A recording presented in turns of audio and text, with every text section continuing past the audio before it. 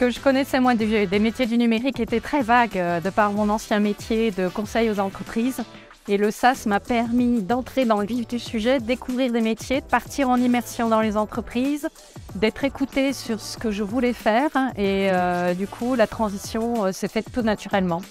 J'ai découvert un vrai programme d'accompagnement vers la réinsertion professionnelle et surtout avec une découverte et une participation des entreprises locales qui était inespérée, tellement bienveillante que ça a été un moment incroyable. Personnellement, j'ai vraiment l'impression pour la première fois de ma vie d'avoir trouvé ma voie, d'avoir trouvé ma place, de pouvoir faire quelque chose d'épanouissant et qui me permettra d'évoluer dans ma carrière professionnelle. J'ai rejoint le stage surtout pour avoir 2 jours d'immersion, pour voir l'envers du décor des entreprises. Et ça m'a beaucoup plu. Et ensuite, je voulais aussi augmenter mon réseau pour me faire connaître du monde du numérique. L'objectif de la participation au SAS du numérique, c'est de recruter des talents. On est une entreprise du SAS numérique et c'est un marché qui est en tension.